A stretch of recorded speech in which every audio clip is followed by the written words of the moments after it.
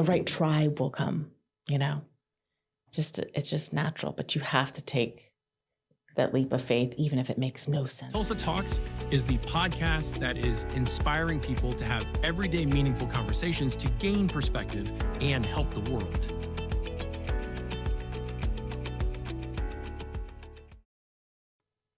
So, Abbie, you're into the creative arts area of Tulsa community?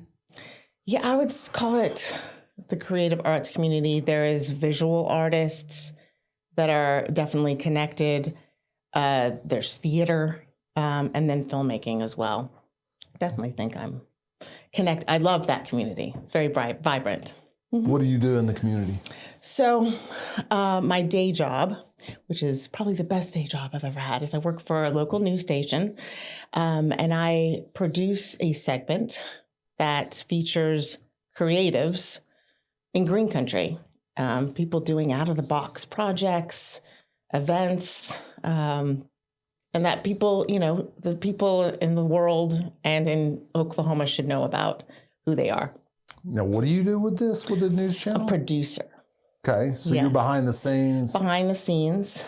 However, because of this new documentary, Docudramedy, I will be a guest for the first time next week. It's crazy. What do you think about that? I'm excited. It'll be interesting for the tables to be flipped. But I do love being behind the scenes too, because I love to uplift creatives in the community. As a producer, what does that entail?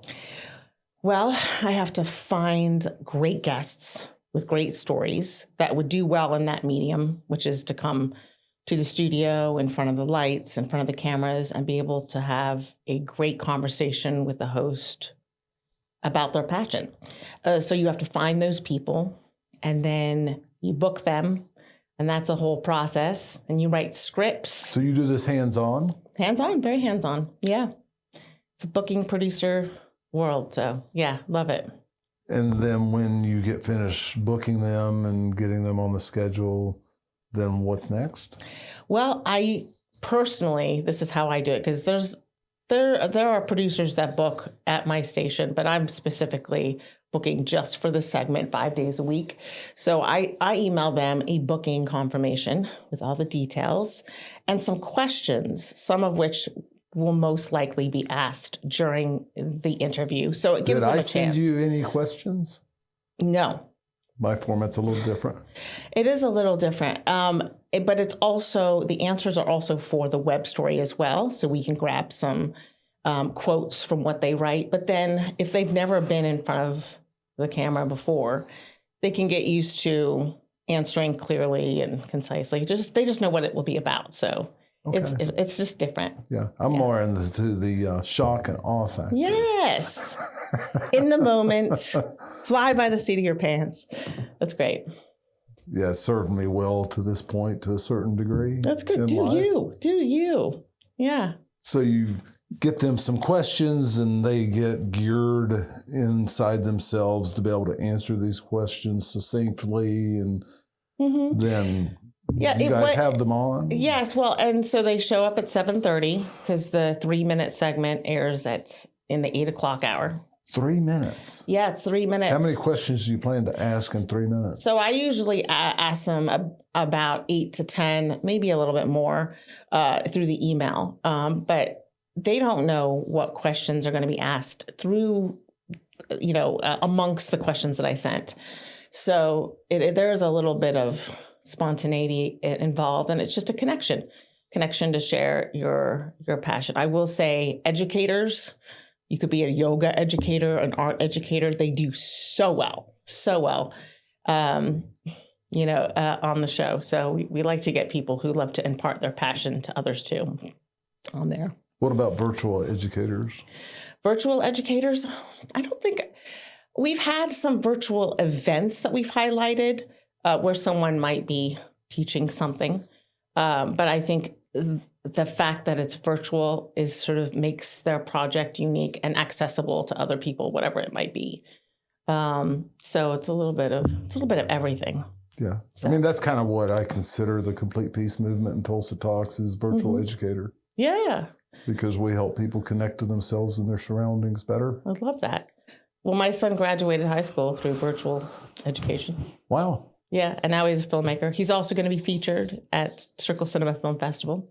Why did he go virtual high school? It was mainly due to the pandemic. Yeah.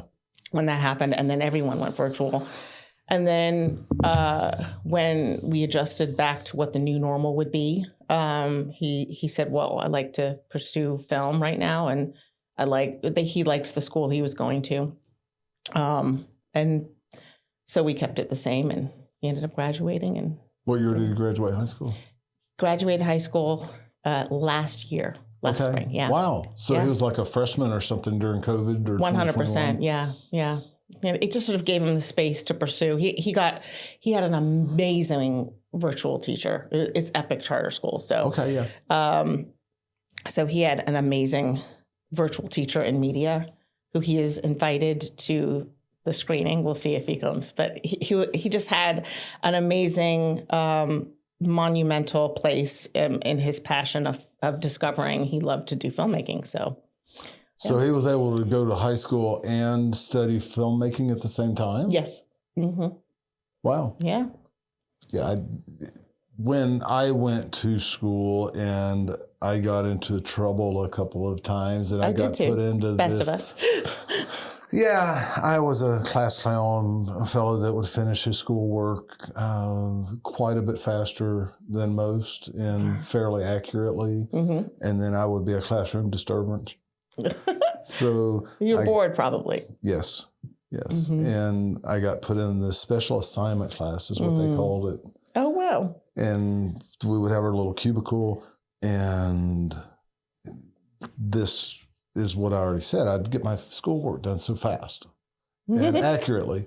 So if I was in the special assignment class for 3 days, then I would have my classwork done in 2 or 3 hours of the first day, and then I would really be wondering, what am I supposed to be doing?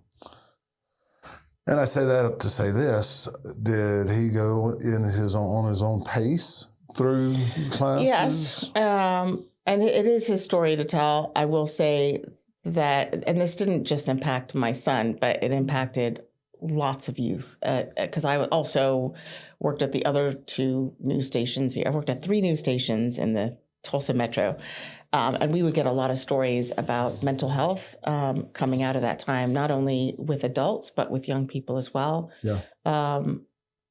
Suicide went up. Suicide went up in our state. Is it still up? Yes. That's what I thought. Yeah. And it went up in our state, while in many states it went down, which is kind of interesting. So what happened, you know? So I'm not saying that that's what he dealt with, but he was dealing with mental health. I mean, everyone, when you're isolated and you're trying to grow and connect with people at that time, it's very difficult. You know, the shutdown impacted people, you know? Yeah. But he is in filmmaking now. Oh, he's doing so well. He has his film tribe.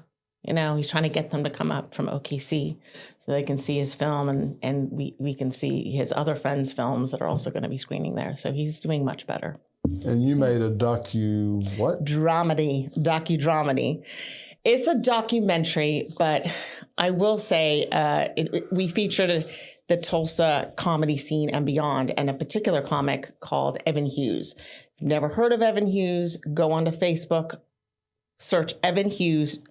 Don't even put Tulsa, and put posts, and most of the posts that come up will be about Evan Hughes from Tulsa. So I went down this rabbit hole and thought, well, a lot of people had told me at the time, you need to book this comic, and I had never heard of him, and I didn't really get it. Why is everyone telling me to book him? So that's the premise of the film, and then I find out who he is and all of the, you know, he has a huge cult following, and so I find out why. We interviewed his mom. He's best friends with the creator of Strawberry Shortcake, who lives in Green Country. So it's just, and he was her driver. So it's just this amazing story that actually takes place in Tulsa, Oklahoma. So that's our docu-dramedy, and it will be premiering on Monday at Circle Cinema Film Fest. It's going to be a double feature, another comic that is featured in Face On. It's going to be at 6:00. It's her. She has a stand-up comic film that's going to be airing then, and it'll be, she's very, very talented. Lacey, and I'm totally blanking on her last name. I'm so sorry, Lacey. I just remember her first name. Lacey, she's going to do really well. And then 7:30, there's going to be a reception. 8:30, we go on and we premiere I've Been Blessed by Evan Hughes, which is what the film's called. Docudramedy. How long is the An hour and 10 minutes, so it's a feature. I will say we did not have the bells and whistles for production. We didn't have budget. I spent money on food to make sure my cast and crew were fed, but it is rich, rich, rich in storytelling and in heart. And it really does, I believe, capture the culture of downtown Tulsa, T-Town, and all the creatives and the artists there. You say that you feel like there are 3 sections of creative artists? Well, the ones that I connected to, there's definitely an art community. We've done stories about them. Yeah. From what I understand, it is a very strong art very much community for any city. Yes. Oh, absolutely. And I came from Los Angeles thinking this would be a 2-year stopover. That was 11 years ago. You got stuck. Well, Tulsa kept me busy. Tulsa has a lot going on. There is a huge independent film wave right now, and I am riding it. I'm all about it. There's a lot of people coming here from out of town, out of state, Los Angeles to do films here.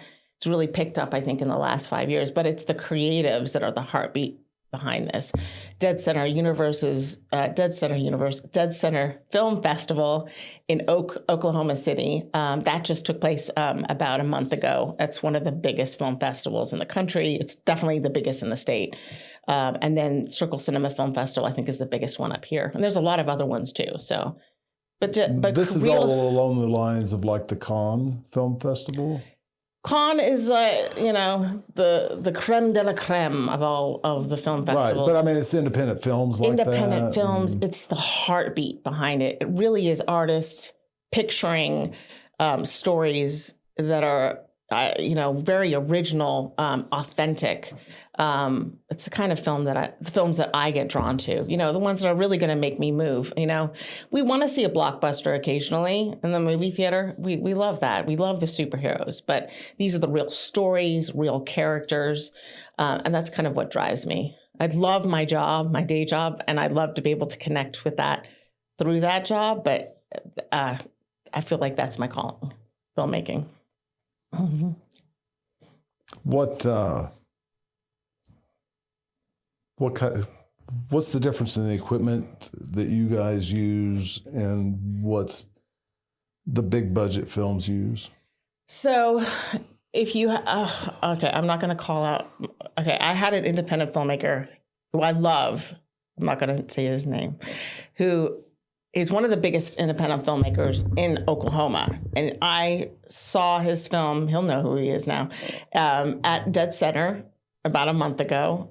He's amazing, very talented.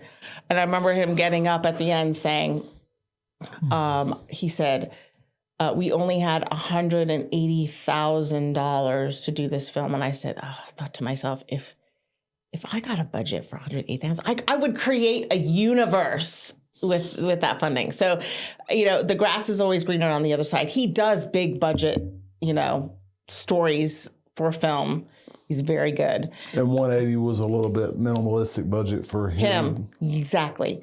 So, and I literally spent $600 to feed my cast and crew, and everyone worked for free because they believed in the story and they love Evan Hughes. We went into so many businesses, venues for free to film because, this is about Evan Hughes. Come on in, film anytime. I mean, they're going to get a great big credit, but I hope this is be a Kickstarter. So I hire friends who are very talented, and they're also getting into the film festivals with their projects. So we work together. I work on their film. They work on mine. We collaborate. How many days or months or whatever did it take you guys to produce that 70-minute film? Wow, it was sporadic. We started last summer and we started to go to stand-up shows to see the comics, to feature them filming that. Yeah. And then I had an issue drama that I had to reshoot about 65% of the film. Oh, It happens. But I was so determined to finish the film. It was frustrating. It was frustrating to get some of the people back out to do it again, but they were willing. And I'm glad we did it because it would have been a short before, and now it's a feature. And we were able to get a few more interviews that we weren't able to before. So that was a hiccup. So it was spread out. I think we were done right before Christmas, and we edited throughout the month of January and started submitting to film festivals. So. And again, you started that in June of last year or July of last year? Yes. So it was actually 6 or 7 months. I'll tell you where I got the idea. It was Circle Cinema Film Festival 2024. Okay. I was in the audience thinking, I've been praying for some sort of story idea that's worthwhile to me. I don't want to just put together something. And I remember Evan Hughes just sort of came into mind. And I remember so many people were telling me at the time, you got to put them on, your segment. You got to put them on your segment. Eventually I did, and I still didn't get it, but I realized there's probably something I didn't get about him. Yeah. So that's why we interviewed him, and it's and his second interview, so glad we had to reshoot it because it was so good. It was the funniest thing I've ever heard and the most, courageous story. I don't know, there'll be some surprises. If you know him, I believe you're going to find out something that you don't know about him. And if you don't know him, you'll learn about who he is.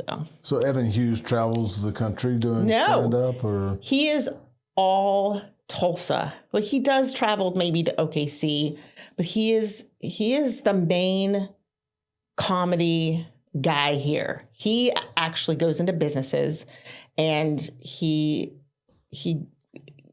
pulls in some other comics that are local, all at different levels, all with different voices, very diverse. And he creates these shows. So he has a great connection with business owners. Creates these shows just at stand-up comics. Yeah, comedy nights.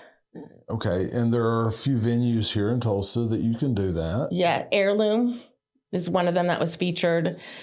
We featured Belafonte, which is also a really, really great venue. But all of the other comic clubs like Tulsa, Comedy Club, we were there. The Whittier Bar in Kendall Whittier, he's got a huge following there. That's how I found out a lot more about him, was just going to meet a friend. And I said, well, I just booked this guy called Evan Hughes. We recreated some of those scenes too. So there'll be some acting in there as well. It'll be fun. I will say this. I just hit the mic. Sorry. I will say this. I don't know if you've heard of Kevin Smith. He is an independent filmmaker from back in the 80s and 90s, and he created The Clerks. The Clerks was very low budget, but very quirky, very funny. It was about a video store. And he became sort of a legend. Not that I aspire to do that, but he inspired this. He said he's going to just do this. He's just do a film, write about what you know. Just do it. Don't wait for the budget. Just do it. So he inspired a lot of the work in this docu-dramedy. It's very unique and quirky. So, producer, back to your day job. You book people, you send them questions, you bring them on, and you don't interview them. I do not. However, I get them comfortable. I answer questions. I'm with them the whole time. Some of them have never been in front of a camera before. This is very different from having a reporter come and do a story in your own natural habitat. You sit there, you can talk, you can mess up, and then they'll just take a couple of sound bites from that interview. This is 3 minutes live. I don't even like using the word live with them. I just said, you're just going to have a conversation. That's where the magic happens. Connect with the host. Don't look at the camera. So I'm there the whole time with them, making sure that they're comfortable and prepared. I will say I am so proud of the people that have come on who've just trusted me. when they just fall into that conversation, it's magic. It's magic. It really is. So you can typically get maybe 8 questions asked? No. In 3 minutes? It depends, because we always say answer clear and concise answers. I always tell them, think bullet points, especially with, if you have something like an event that you need to make sure you get all the details included in 3 minutes, think bullet points, and just really just let the host guide you. So yeah, 3 or 4 out of my questions are usually answered because 30 seconds to a minute. Some people may ramble a little bit, but if it's just still conversational, that's where the magic happens. 3 or 4 questions answered, and that's enough to bring value to their audience. 100%. And it's the questions we ask, how they answer. Yes, we get some people, when they're great at interviewing, we can definitely get about 6 or 8 questions in a 3-minute interview. But if anything, it's about the connection between the host and the guest, and then allowing the guest to share their passion. That's basically what it is. There's no really great formula other than that. Just tune into this, You This write is what the I love questions? to do. I do. Yeah. That's when I send out the emails. Yes. Now the host may be inspired to ask something that's not on the list, but it will be nothing that they don't know. And then they'll still be in the zone. They'll be able to answer it, This is off the cuff and we can cut it. Okay. You know a little bit about what we do here. Yeah, a little bit. Do you know enough to ask me a few questions? No, but I'll still ask you a few questions. Let's do this. When were you inspired to open Tulsa Podcast Radio? Tulsa Podcast Studios is where we host Tulsa Talks, and Tulsa Talks is under the umbrella of the Complete Peace Movement, and that actually came to mind about a month before we started the build out in December of 2024. When were you inspired to create Tulsa Talks? Then. Who was your first interviewee? I don't remember. Don't remember. Approximately how many people have you interviewed? Within the last 5 months, about 120. And out of those 120, tell me the top 3 that are the most memorable for you. All of them. You can't remember 1 or 2 or 3? There are no certain 3. Wow. It's just been awe-inspiring of the commonality of life path, along with the specific individual differences that the people experienced through their lives. So there's not a top 1 where they said something that particular in conversation, I would even go in to say that was memorable. Yeah, there was one guy that had one phrase. Instead of post-traumatic stress disorder, he had post-traumatic growth. Oh, wow. I love it when it's flipped on its head. That really spoke to you. That's memorable. Yeah, because I think I have a saying, equipped to love. Love that. So when we go through this stress and we're broken, and then we've had that experience, then we can relate to other people that are going through that experience or will go through that. Maybe we can help them not even have to go through it. Wow. So over 100 interviewees. Yeah. 5 months, 120 or something like that. Where do you find them? People like you.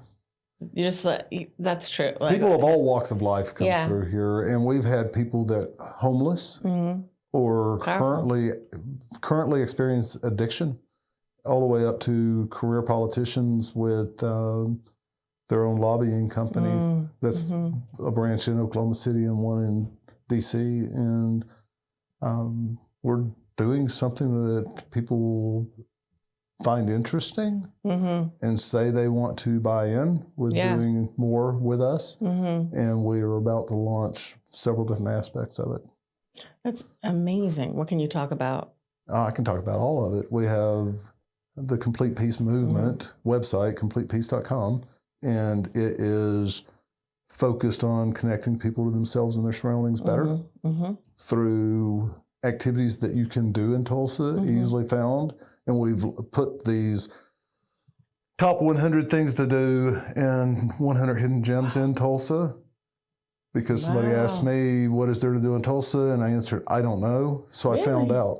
And I have it in 10 different sections of each. That's the hook. When you don't know something, that inspires you to create a project like that, for sure. So then we have those 10 aspects right beside each other, because people have blinders on a lot of times, and they do their lane. And if we have their lane right beside another lane, maybe they'll be inspired to think about something that they may have never thought about, or maybe they haven't thought about in decades. Beautiful.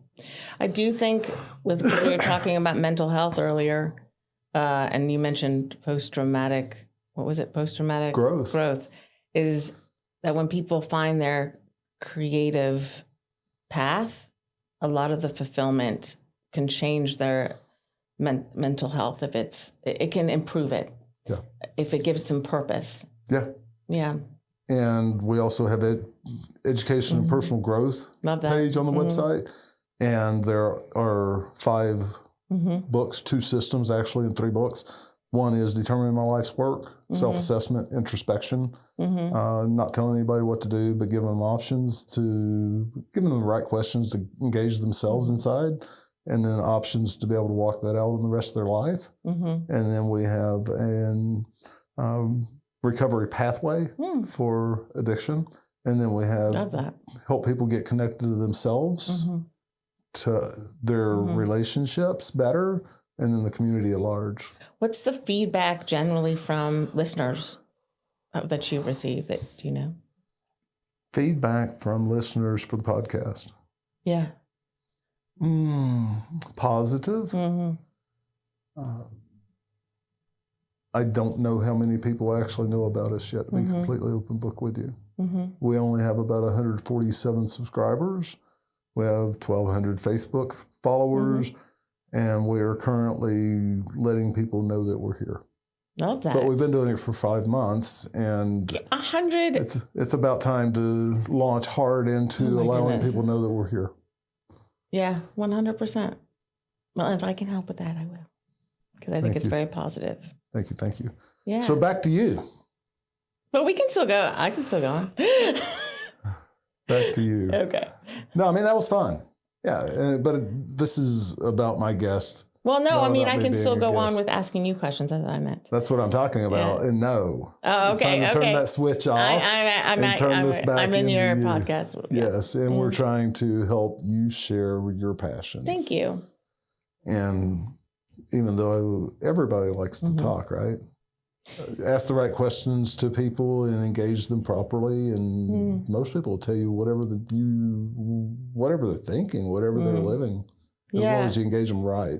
It gives them a voice and it validates it, which is very powerful, I think.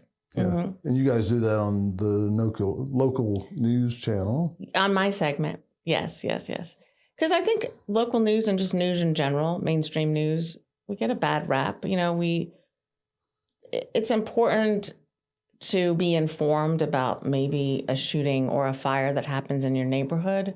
But also we need the balance. You know, there's extraordinary things happening in our community and even beyond our community. And to be aware of that can be life-changing, or it can just provide joy for somebody, you know, and pride, a sense of pride too. Yeah. So, yeah. How much longer do you plan to work in the news field? Well, I have 1 more year contract in 2026, and we are working on renewing our sponsorship with our segment.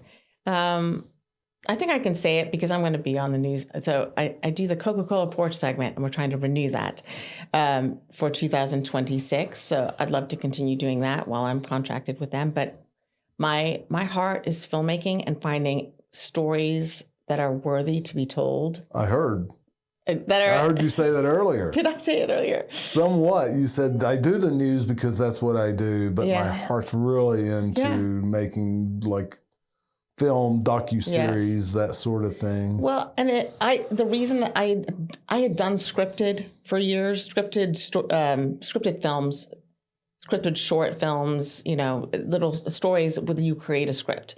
But because of my journalism experience in Tulsa, Oklahoma, and the phenomenal people I've encountered and the stories here, I wanted to merge my experience with journalism with my passion for filmmaking. And I'm working on another one now, but that's about an artist in Tulsa, Oklahoma called Daniel Gulick, who struggles a lot with mental health, but he's still compelled. He's open art. With his mental health challenge. He's very private, but he's open with saying, look, I'm struggling. I'm getting death threats from this. Yeah, he will get death threats from projects he's creating, and he's still compelled to do it. What kind of projects does he create? To get those type results? In Tulsa, Oklahoma. He did the Nude Show, which is bringing together artists with a nude aspect of their creativity, performing arts, visual. And so actually naked people? Not all, but some, maybe. Okay. But it's art. So I get it. It's not pornography. Yeah. It's beautiful artwork. And it might not be for some people. That's very much the truth. If that's the way you want to see it. He did it for 20 years. Oh, wow. And he finished at Kane's Ballroom. So it grew. That's one thing he's done. He's done these treasure hunts during Christmas where he creates paintings, wraps them up, hides them, and then on social media, he'll give a clue about where it is. And we tried to do that, my son and I, one year, and we literally got the clue. We happened to be driving past the park, and it was already, when we got to the park, it was already found. Oh, wow. So he does that. He's done that every year. He does just different things. He's doing murals right now around 15th in Midtown, 15th in Lewis, 15th like on in walls, Harvard. Bridges, whatever. Yes, within 3 hours. He's creating these spectacular murals. But a lot of it is connected to art is oxygen to him in how he's dealing with his mental health. That's why it's 3 hours for him to finish. That's why he goes into these businesses and says, I want to do this for free. He has to. So he's be an interesting person to get on here. So that's what I'm working on now, because you're always working on something. Yeah. But yeah. I retired a year ago and started this about 6 months into my retirement. What did you do before? I was in contracting realm. Construction. Yeah. We built retaining walls all over the state, some in Arkansas. Wow. Maybe some that you created that he's painting on. Who knows? Did you enjoy that? I did. Yeah. I did. I've always enjoyed anything that I put my hand to because I found fulfillment in seeing things that come through my life. Where did you grow up? Where did I grow up? Yeah. Beaumont, Texas, basically. Wow. What brought you here to Tulsa? Well, this is my fourth place to live. Fourth. Yeah. Born in southern Louisiana, southwest of New Orleans, really in the swamps. Wow. 5 years old, moved to Beaumont, Texas. Mom and Dad got a divorce when I was 14. Mom moved to Chattanooga, Tennessee when I was between my sophomore and junior year. Wow. Ended up graduating high school in a school in Chattanooga, Tennessee. Although I did live out on my own for 2 semesters of my senior year in my own apartment. And then I moved to Chattanooga, Tennessee, met my wife when I was 20 years old. Wow. 34 years later, here we are. Wow. After the ice storm of 2007. So you're still married? Yes. What's that secret? What's the secret sauce with that? Dedication, patience, understanding, compassion, as well as enjoying each other's growth and giving each other space and respecting each other for the individual that they are and embracing that with no compromise. How do you get that right at 20? I don't know that I got it right the whole time, but I had a very patient wife. Yeah. And a very loving wife. And as well, no matter what I did that was jacked up as I did what I did, I knew where home is. I knew where my safety was, and no matter what she did as well, not that she did nearly the things that I did over the last 34 years, but we got through, and now we have the fruit of growth and bonding better than we ever have been. What does grace mean to you? What does grace mean to me? That word. Did I say grace? No, but I feel like your life is that when you're describing your marriage, it's full of grace. Yeah. I've never really broke the word grace down itself, but grace to me, just shooting off the hip, is something, it's love and understanding and patience and forgiveness all wrapped up into one thing. It's powerful. Because that's what I felt like you were describing with your marriage. Yeah. Yeah. That's the word People that came don't to my understand spirit. love. Yeah, it's true. Don't understand what love is. Have you heard of the 5 languages of love? Tell me. So I do think that there would be less divorce in this country if we understood the 5 languages of love and what languages of love are each person's, especially their partner, people they work with. So we've got words of affirmation, physical touch, service, quality time. There's a 5th one.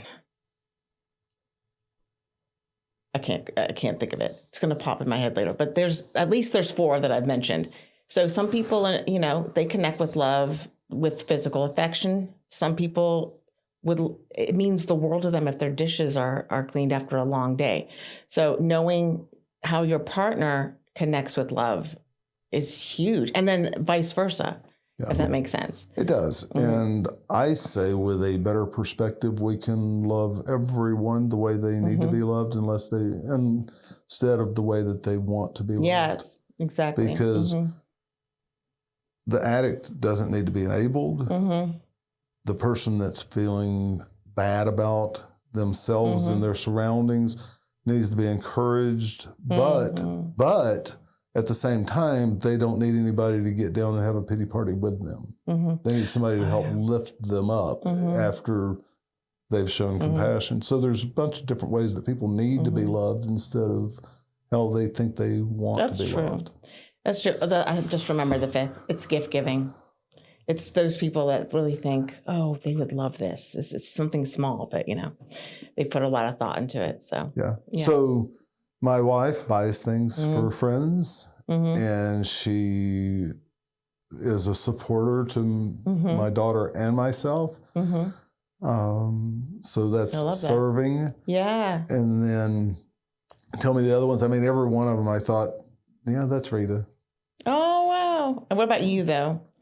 How do you give? You would have to ask somebody else to receive from me, because the only thing that I know is that I am present and I'm aware. And maybe quality time. Yeah. Hold on just a second.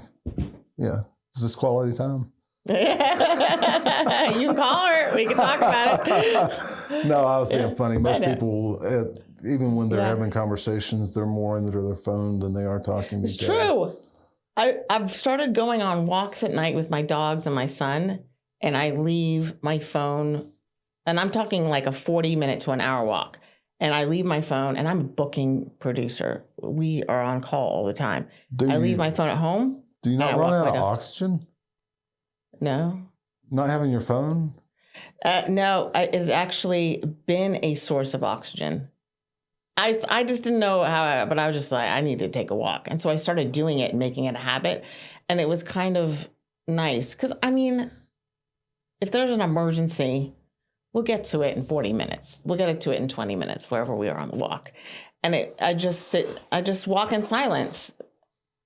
Walking, too, is like a huge way people can move through depression sometimes, walking and managing it. Yeah.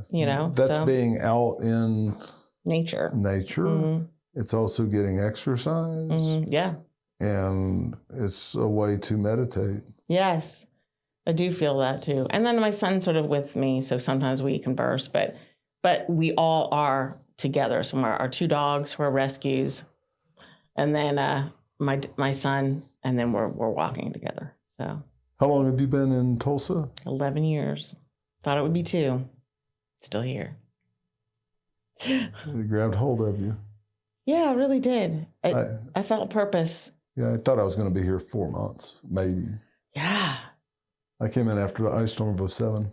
Oh my, I have heard about that because I came here in 2014, but I've heard about that ice storm, about how you could hear the branches cracking outside. Yeah, yes. And I heard that they sounded like shotguns as well. Oh, My brother calls me up, and we had been to a couple of hurricanes and another ice storm before, and I ended my career with retaining wall installs. But before that, we were in the landscape and irrigation business, and we had some guys that could do tree work proficiently. So my brother calls me and he said, Craig, you going to the ice storm that hit Oklahoma? And I was like, Oklahoma, that's tumbleweeds. And he said, no, it's not. He said, there was a major storm that hit all the way from Oklahoma City to Tulsa. Maybe you want to go check that one out if you're not really booked with what you're doing. And we weren't. Wow. So, yeah, we came, and it was a pivotal point in my life with the community giving lots of opportunities. We had a successful business that fell apart in 2008 after the financial crisis. Yeah, yeah. And the construction projects that we were currently doing, they weren't doing for a couple of years. Yeah. So here comes Tulsa and life-altering events that I had no idea I was going to experience, but I'm glad that we're here. I can pinpoint 4 things that I received in the 4 places I've lived. And hindsight, rear view mirror living is easy for me to see how things affected my life. And I propose with the right tools, the right vision, you can see where your life's going in the future once you are in a good place to take that experience and see where you are probably going in life. It's powerful and very insightful. So here in Tulsa, you're going to be here for the next 10, 20 years? What do you think? I'm thinking that we have a plan to launch this and gear it up and maybe reproduce it in other cities. Love that. Who's the next person you're interviewing? Out of curiosity.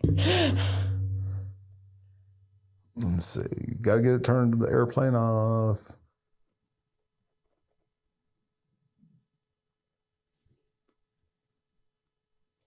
These CRMs are cool.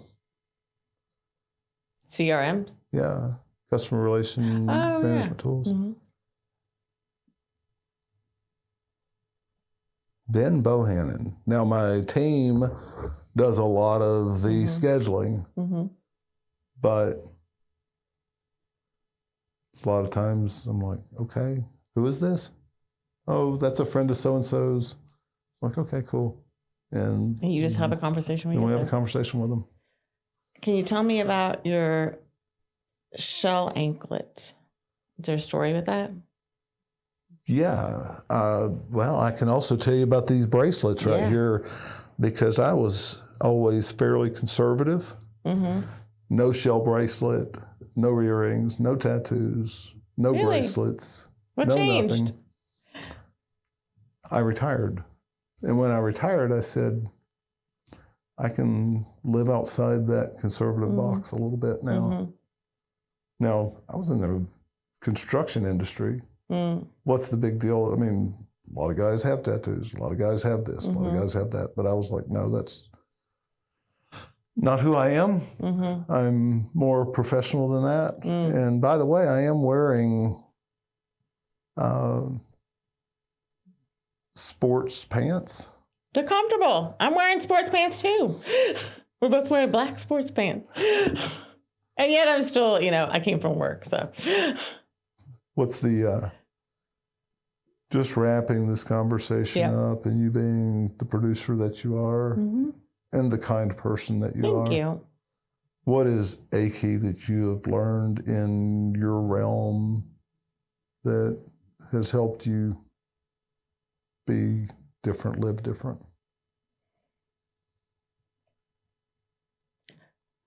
trusting what you do not know, or the path, or what is on the other side of what you do not know.